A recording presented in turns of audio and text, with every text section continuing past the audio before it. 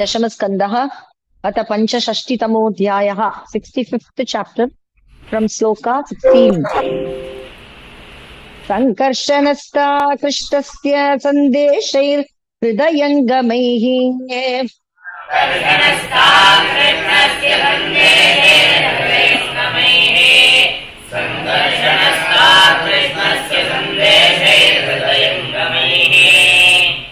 सान्त्वयामास भगवान् नानानुनयकोविदः।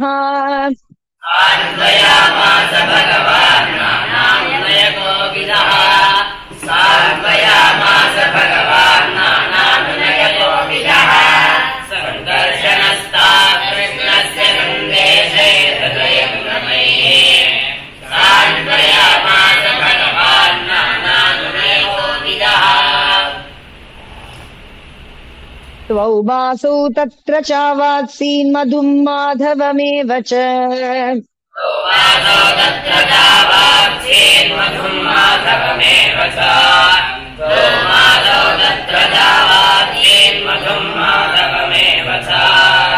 रामक्षपासु भगवान् गोपीनां रतिमावहन्।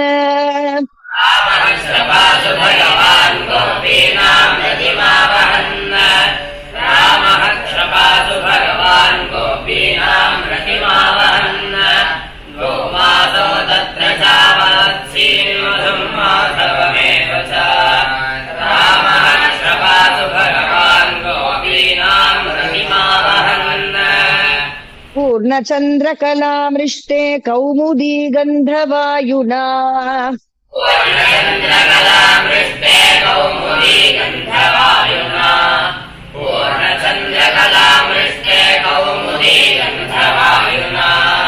यमुनोपवने रेमे सेविते स्त्रीगणैर्वृतः।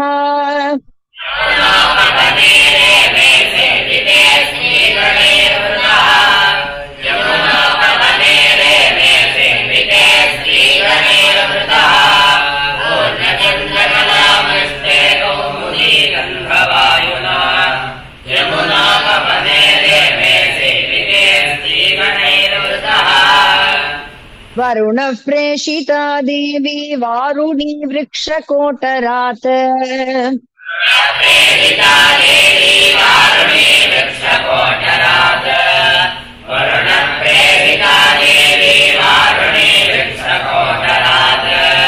पतन्ती तद्वनं सर्वं स्वगन्धेनाध्यवासयत्।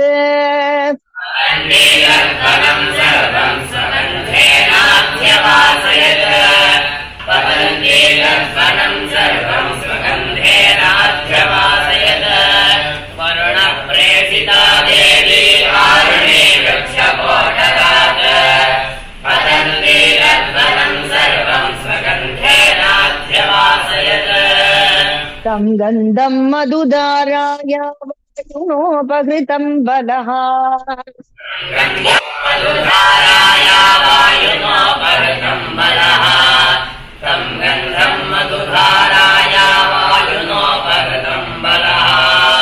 आग्रोयोपगतस्तत्र ललनाभिः समं पपौ।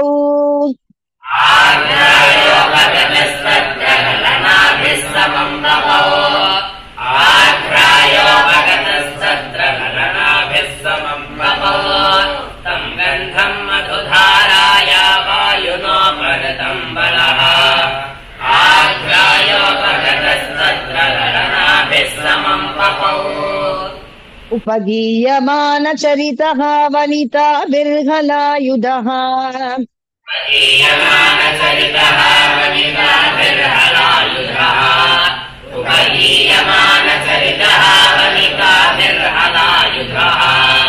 वनेषु व्यचरच्चीबो मदविह्वललोचनः।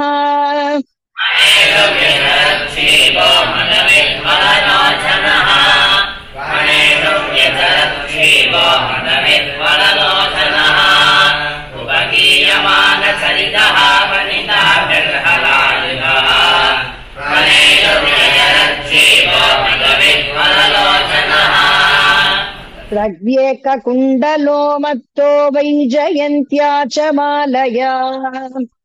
एककुण्डलामत्वा वैजयन्त्याचमालया एककुण्डलामत्वा वैजयन्त्याचमालया बिभ्रत्स्मितमुखाम्बोजम् स्वेदः प्रालेयभूषितम् स्मितमुखाम्बोजम् स्वेदः प्रालेयभूषितम् बिभ्रत्स्मितमुखाम्बोजम् स्वेदः प्रालेयभूषितम् एककुण्डलामत्वा वैजयन्त्याचमालया बिभ्रत्स्मितमुखाम्बोजम् स्वेदः प्रालेयभूषितम् स आजुहाव यमुनाम् जलक्रीडार्थमीश्वरः आजुहाव यमुनाम् जलक्रीडार्थमीश्वरः आजुहाव यमुनाम् जलक्रीडार्थमीश्वरः निजम् वाक्यमनादृत्य मत्त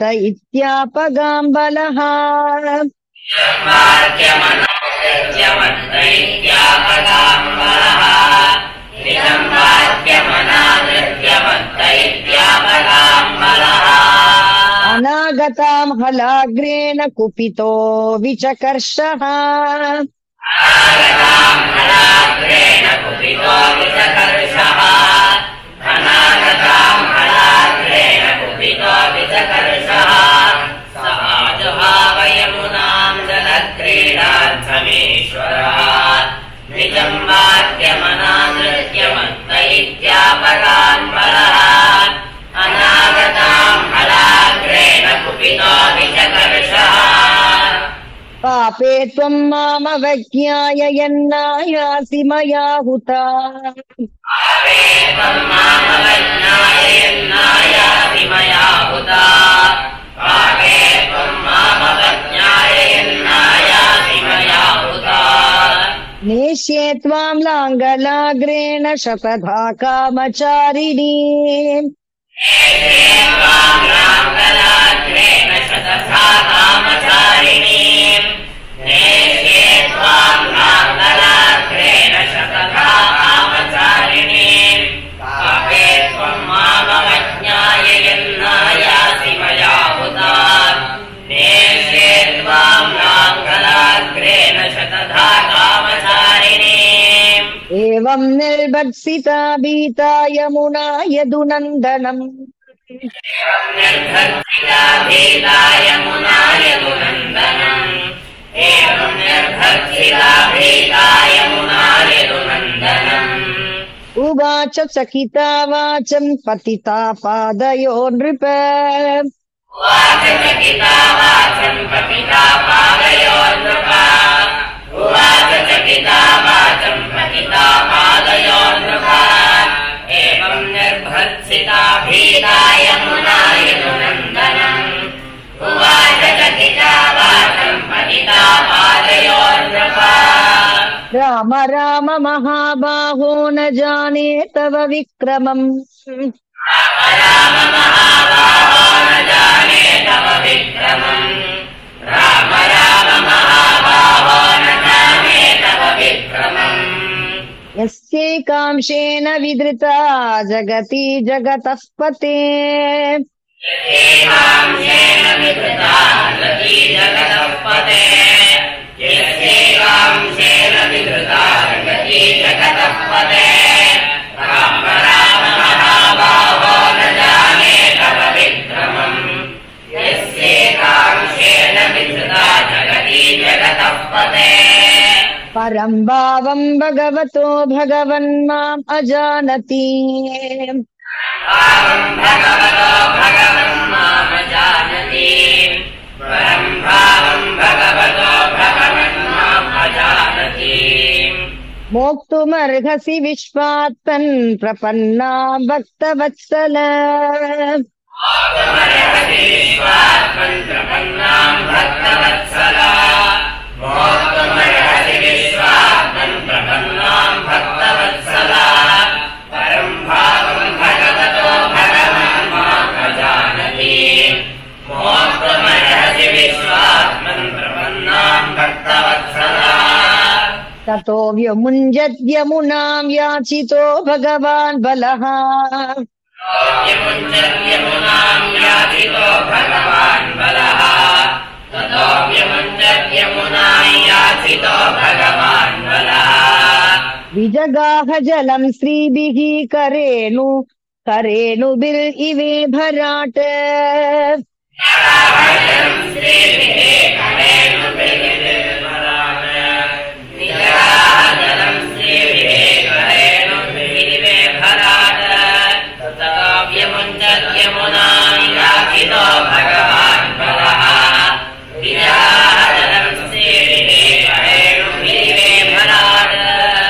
कामम् विहृत्य सलिलात् उत्तीर्णायासिताम्बरे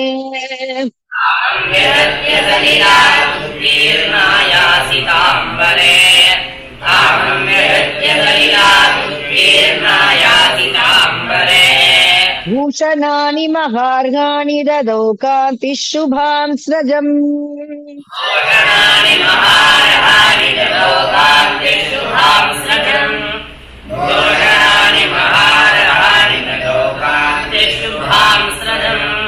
कामम् विवृत्य सलिलात् उत्तीर्णायासिताम्बरे भूषणानि महार्घाणि ददौ कान्तिः शुभां स्रजम् वसित्वा वाससी नीले मालामामुच्य काञ्चनीये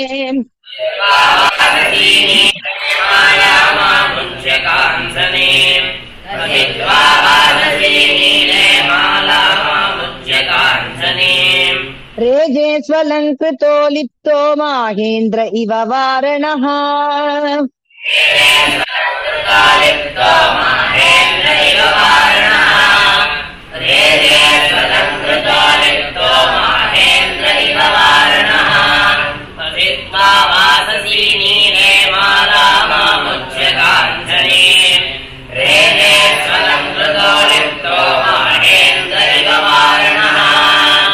अद्यापि दृश्यते राजन् यमुना कृष्टवर्त्मना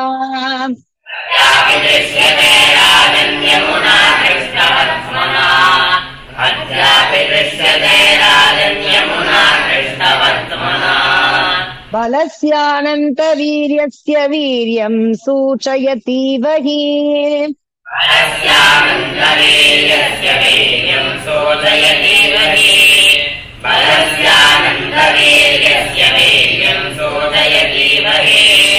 अद्यापि दृश्यते राजन् यमुना कृष्टवर्त्मना बलस्यानन्तवीर्यस्य वीर्यम् सूचयतीव हि एवम् सर्वा निशायाता एकेव रमतो व्रजे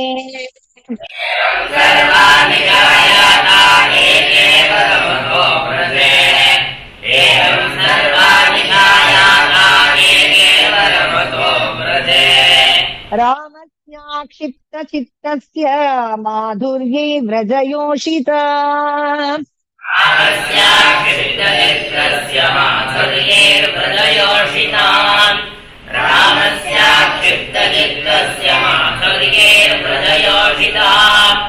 एवम् सर्वा निशायाता एकेव रमतो व्रजे रामस्याक्षिप्तचित्तस्य माधुर्यैर्व्रजयोषिताम् इति श्रीमद्भागवते महापुराणे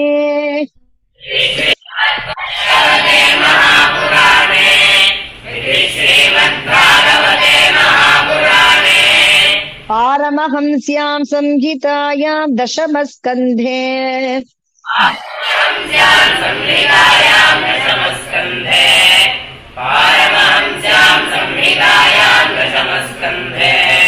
उत्तरार्धे बलदेव विजये